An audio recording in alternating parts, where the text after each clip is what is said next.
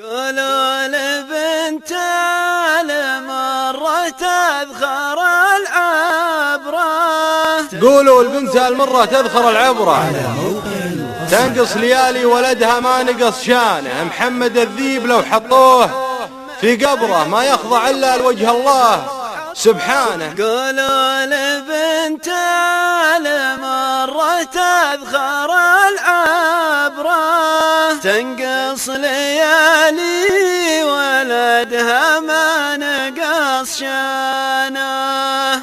محمد الذيب لو حطوه في قبره ما يخضع إلا لوجه الله سبحانه.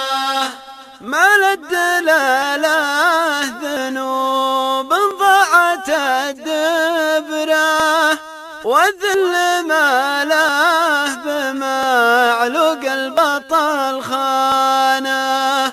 بكرة تبين العلوم وتاخذ العبرة، والله يعينك على ذلك يا سجانة.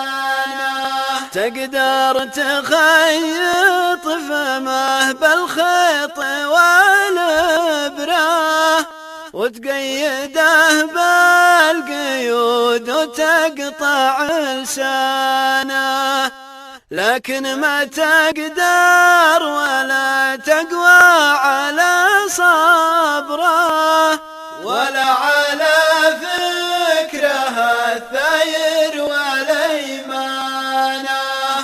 إن عشقنا على ما كان يكبره، كبوته هزت خليج العرب ووطانه.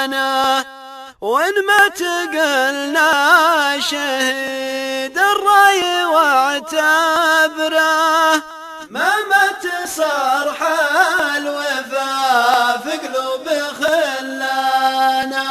لا لجع ويا الذيابه في قصر النبره، لو تمتلكها جعلك الخوف لخانه.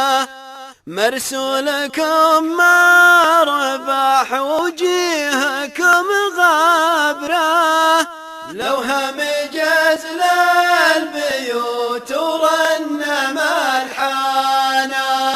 قامت رعايا سجاح الثبرة، ومسلمة في هواها مست بطانه.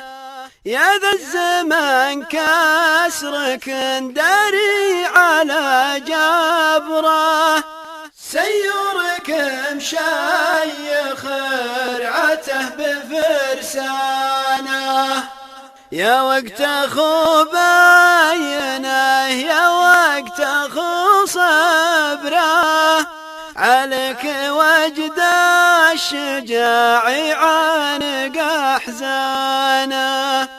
والمجد يا جاهله لمن قضى حبره، السيف قبل القلم قد خط عنوانه. أقصى الحسا من طرفكم من شبر شبره، عليك من عاهل التاريخ خذلانه. ما يبعد من الزباره برق وخبره، ما يقطع الفرجه الا قطع اوتانه.